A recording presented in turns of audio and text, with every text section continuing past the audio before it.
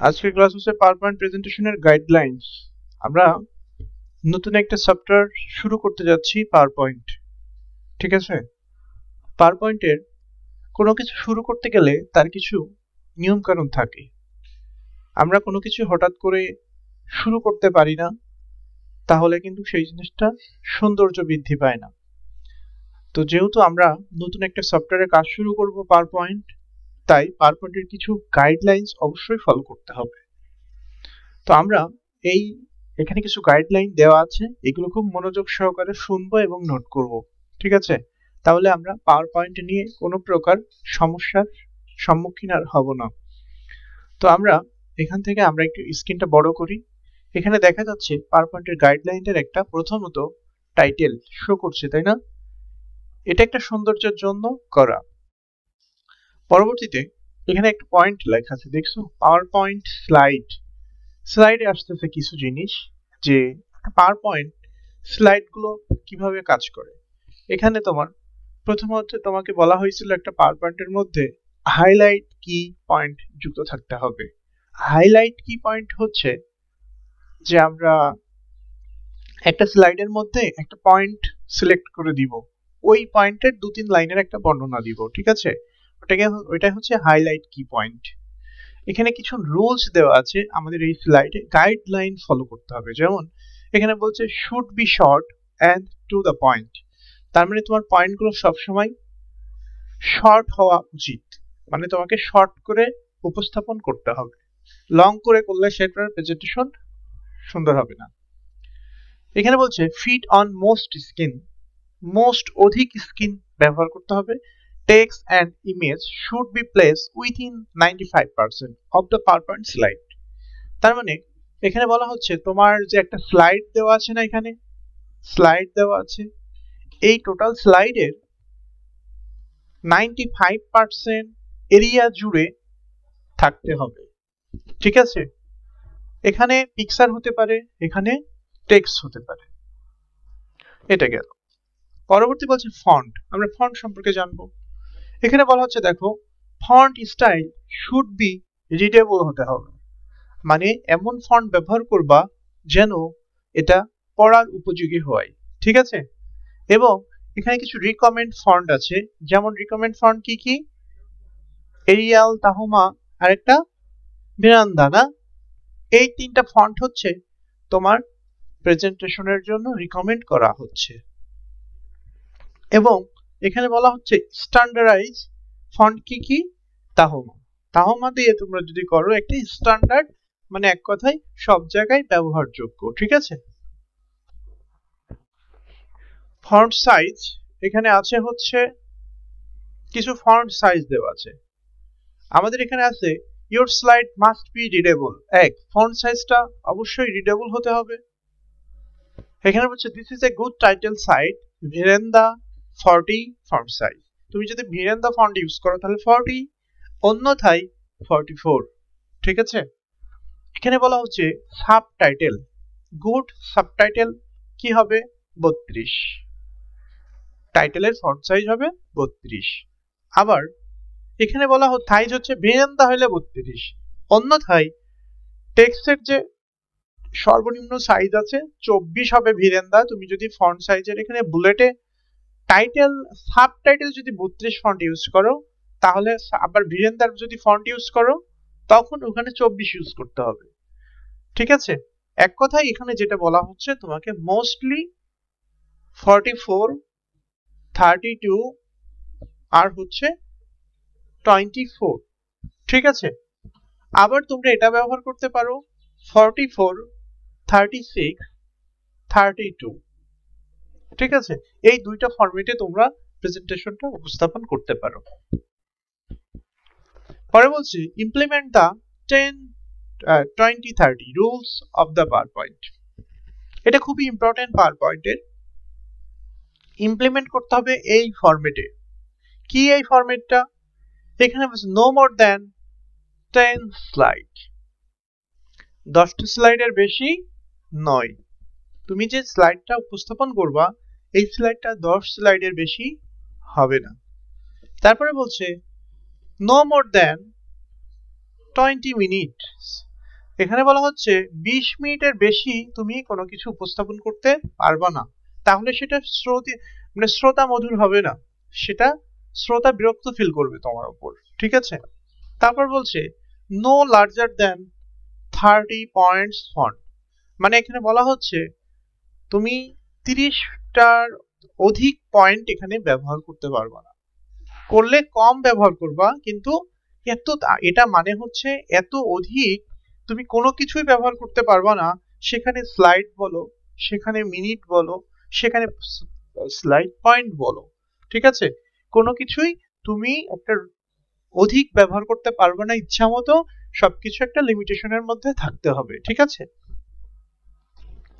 তারপরে বলছে don't read your presentation straight, এখানে বলা হচ্ছে যে don't read your presentation straight from the slide.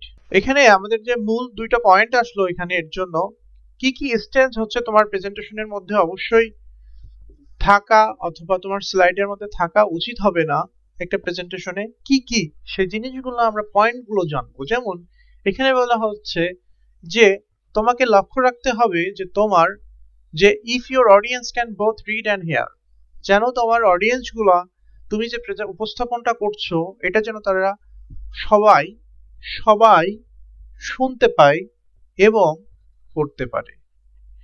তোমার কি পয়েন্টগুলো যেন সবাই শুনতে পারে এবং পড়তে পারে। ঠিক আছে, যেন এখানে বলছি it's a waste of time for you to simply read your slide কি অ্যালাউড, এখানে এক কথা বলা হচ্ছে যে যেন তোমার হচ্ছে তোমার শ্রোতাদের সময় নষ্ট না হয় তোমার এই স্লাইড দেখে দেখে পড়াতে। মানে আমি বলি ধরো আমি এক স্লাইড এখানে উপস্থাপন যেমন করি, আমি যদি এখন তোমার ওই দিকেই তাকিয়ে প্রতিটা লাইন পড়ি, তুমি এত সেম লাইন পড়তে পারছো, তাই না? তাহলে তুমি তো আমার কথা শুনবা না। এই জন্য বলা হচ্ছে আমি যেন কোনো স্লাইডের কোনো লাইন হুবহু আমার শ্রোতাদের সামনে দেখে না পাঠ করি, করলে কি হবে আমার শ্রোতাও ঠিক যে লাইনটা আমি পড়ছি আমার শ্রোতাও সেম লাইনটাই পড়ছে, তাহলে তো আমার প্রেজেন্টেশনের উপর আমার শ্রোতা যারা আছে এরা কিন্তু এতটা গুরুত্ব দিবে না, এটা তাদের সময় নষ্ট হবে। ঠিক আছে, এটা যেন আমরা কখনো না করি, এটা হচ্ছে প্রথম পয়েন্টের কারণ।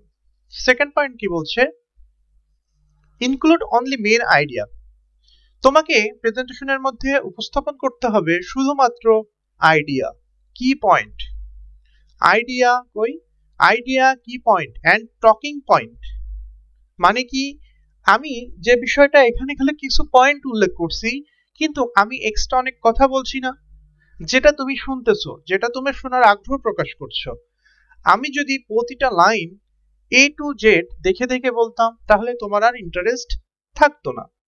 সেম ভাবে এখানে বলছে তোমার প্রেজেন্টেশন অবশ্যই হবে মেন আইডিয়া থাকতে হবে, শুধু আইডিয়া থাকবে তুমি ওটা নিয়ে আলোচনা করবা, কি পয়েন্ট থাকবে ওটা নিয়ে আলোচনা করবা। টকিং পয়েন্ট, মনে করো যে কোনো একটা, আমি ধরে নিলাম একটা নদী, রিভার, একটা পয়েন্ট, আমি রিভার নিয়ে বর্ণনা করব এখন, কিন্তু কখনো বর্ণনা লেখা নেই। যদি এমন হয় তাহলে আমার শ্রোতারা রিভার সম্পর্কে আমার কাছ থেকে জানতে পারবে। আর যদি আমি রিভার লিখি, রিভার লিখে যদি আমি হুবহু প্রতিটা লাইনের বর্ণনা ওখানে থাকে, তাহলে আমার যে শ্রোতা আছে সামনে এরা এটা পছন্দ করবে না, তাদের সময়টা শুধু শুধু আমি নষ্ট করব। ঠিক আছে, এই বিষয়গুলো লক্ষ্য করতে হবে, তাহলেই তুমি তোমার সামনের যে এঙ্গেজ মানে অডিয়েন্সকে আকৃষ্ট করতে পারবা তোমার প্রেজেন্টেশনের উপর। ঠিক আছে, তারপর বলছে ফলো দা 555 রুলস, এখানেও আবার কিছু রুলস আছে, এটা খুবই ইম্পর্টেন্ট। ঠিক আছে, এখানে এমনি একটা পয়েন্ট দেওয়া আছে সাম এক্সপার্ট সাজেস্ট, মানে কিছু এক্সপার্টরা এটা সাজেস্ট করে 555 রুলস, প্রেজেন্টেশনের 555 রুলস। এখানে বলা হচ্ছে যে no more than 5 word per line of text, মানে কি একটা তোমার হচ্ছে লাইনের মধ্যে 5টা ওয়ার্ডের বেশি ওয়ার্ড থাকবে না, থাকলে কি তার মানে কি তোমার ফন্ট অবশ্যই একটু বড় করতে হবে। তুমি অনেক ওয়ার্ড ইউজ করতে পারো কিন্তু ওইটা শ্রোতা মধুর হবে না, শ্রুতি মধুর হবে না এক কথায় প্রেজেন্টেশন হিসেবে। মানে এটা এক্সপার্টরা সাজেস্ট করে, বাট এটার কোনো অথেন্টিক প্রমাণ নেই, ঠিক আছে। এখানে বলছে 5 lines of text per slide. এই যে একটা স্লাইড দেখতেছো না, এখানে 5টা লাইনের বেশি কোনো লাইন থাকতে পারবে না। বিষয়টা বুঝছো? একটা স্লাইডে 5টা লাইন থাকবে। আর 5 টেক্সট, 5 টেক্সট মানে একটা ধরো 5টা ওয়ার্ড, ঠিক আছে। Heavy slide in a rho,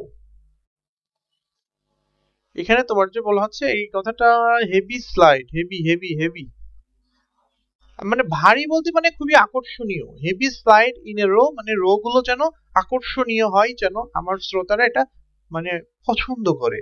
যেমন এখানে দেখো প্রেজেন্টেশনের ফরম্যাটটা আমি 5টা রো এখানে দেওয়া আছে, কিন্তু খুবই সুন্দর মতো এটা সাজানো, যেন তোমাদের পছন্দ হয়, তোমরা আকৃষ্ট ফিল করো যে এত সুন্দর প্রেজেন্টেশন আমি তো বানাতে পারি না, আমার তো বানানো শেখা উচিত, তাই না? এবং আমি এর এমন গুলোই পছন্দ করি। তোমরা যারা প্রেজেন্টেশন এখনো ক্রিয়েট করছো অথবা সামনে ক্রিয়েট করবা, যারা শিখো, তারা কি এখানে যে ফরম্যাটটা দেওয়া আছে তোমরা কি এই ফরম্যাটে বানাইছো? একজনও কিন্তু এইভাবে বানাও নাই। তাহলে তোমরা তো এই জন্য তোমাদের এটা শিখতেই হবে এবং এইভাবেই চেষ্টা করতে হবে পাওয়ার পয়েন্টের রুলসটা ফলো করে আমরা যেন ডিজাইন করতে পারি। এখানে বলা হচ্ছে when choosing your color and font for readable you can consider the following। মানে এখানে বলা হচ্ছে তুমি এমন একটা কালার ব্যবহার করবা অথবা ফন্ট ব্যবহার করবা, সেই কালার এবং ফন্টটা যেন রিডেবল হয়।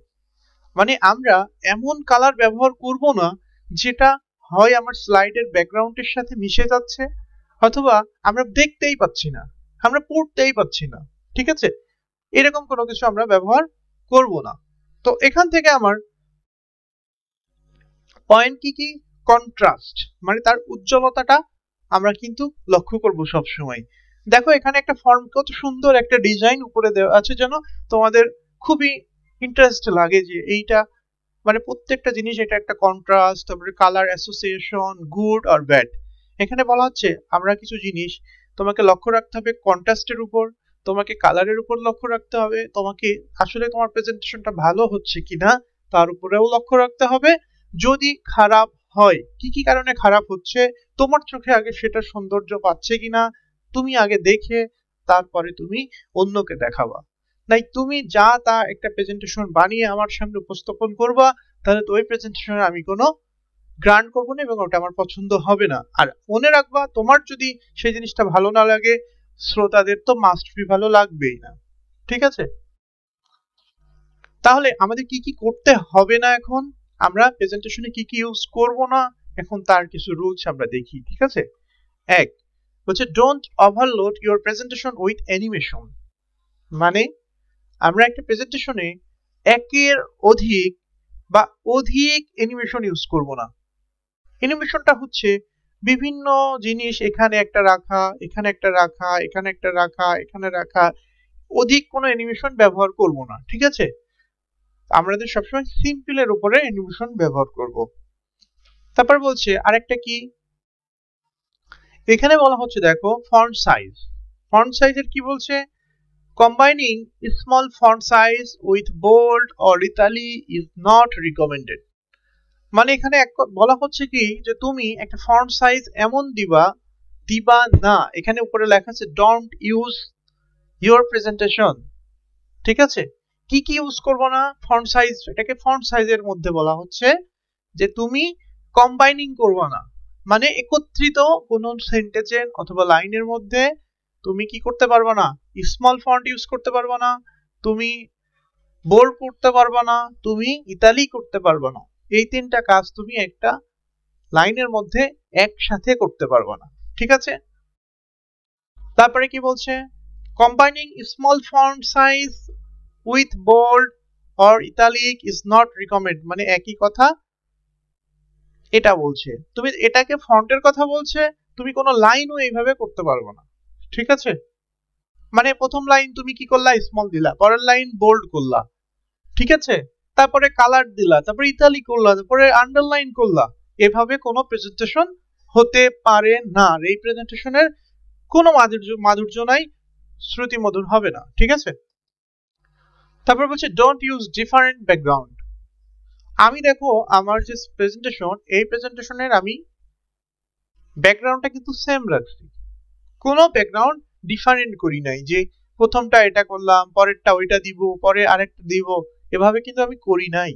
আর এটা প্রেজেন্টেশনের সৌন্দর্য বৃদ্ধি করে না, বরঞ্চ তুমি যে হজা বলা প্রেজেন্টার এটা বোঝা যায়। ঠিক আছে, এখানে বলা হচ্ছে caps locks and italic, this is not a good presentation. মানে এখানে বলা হচ্ছে তুমি যদি সব ক্যাপস লকস ইউজ করো, সকল প্রেজেন্টেশনের সবগুলো বড় হাতের করে লিখো এবং ইতালি করো, এগুলোও উপস্থাপন করলে সেটা সৌন্দর্য আসবে না। বরঞ্চ তুমি যদি, আমি এখানকার যে প্রত্যেকটা ফন্ট যদি বড় করতাম, এখানে যদি প্রত্যেকটা বড় করতাম, তাহলে তুমি পড়তে পারতা না ঠিক মতো। বড় ফন্ট গুলা ক্যাপস লকস দিয়ে যদি আমরা বড় হাতের অক্ষরে লিখি, ওই লেখাগুলো কেমন যেন দেখতে লাগে, আমরা ঠিক মতো আমরা চোখটাকে আকর্ষণ করতে পারে না।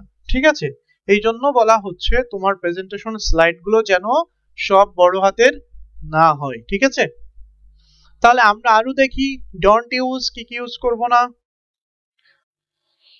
আচ্ছা, এটা আমরা ওই পাশ থেকে দেখে আসছি, ডোন্ট ইউজ ডিফারেন্ট কালার। এই কথা, এক কথা বারবার আসতেছে, ডিফারেন্ট কালার কিন্তু আমরা ব্যবহার করব না, সেটা ফন্টে বলো, লাইনে বলো, সেটা ব্যাকগ্রাউন্ডে বলো, কোথাও আমরা এটা ব্যবহার করতে পারবো না। ঠিক আছে, ডোন্ট ইউজ ডিফারেন্ট স্টাইল। ওই যে আগেই বললাম, ব্যাকগ্রাউন্ডের স্টাইল তুমি ইচ্ছা মতো করতে পারবা না। তুমি এইটাই একটা স্টাইল করলা, এই পেজে একটা স্টাইল করলা, ওই পেজে আরেকটা স্টাইল করলা, এটাও সম্ভব নয়। যেটা করবা একটা, এবং তার সৌন্দর্য অবশ্যই রাখতে হবে। এবং সবসময় মনে রাখবা, এখানে দেখো দুইটা লাইন লিখছি বলে তোমার চোখের মধ্যে এই পেজে তাকালেই don't use different colour, don't use different style চোখে পড়ছে। এখানে যদি আমি 10-20টা লাইন লিখতাম, তুমি কি বুঝতা কোন লাইন কি? চোখেই পড়তো না। এটাই হচ্ছে আমাদের প্রেজেন্টেশন। এই রুলস গুলো যদি তোমরা ফলো করো, আশা করি পাওয়ারপয়েন্ট নিয়ে কোনো প্রকার সমস্যা তোমাদের থাকবে না। এটা হচ্ছে আমাদের পাওয়ারপয়েন্ট প্রেজেন্টেশনের গাইডলাইন্স। এটা আমাদের প্রথম ক্লাস। আমাদের এই ক্লাসটা দেখেই পরবর্তী ক্লাস দেখতে হবে। ঠিক আছে, আর আমরা এইভাবেই কন্টিনিউ আমাদের পাওয়ারপয়েন্টের ক্লাসগুলো আপলোড করতে থাকবো। আমাদের চ্যানেলটি ভালো লাগলে অবশ্যই সবাই সাবস্ক্রাইব করবা, কমেন্টস করবা এবং আমাদের সাথে থাকবা। ধন্যবাদ সবাইকে।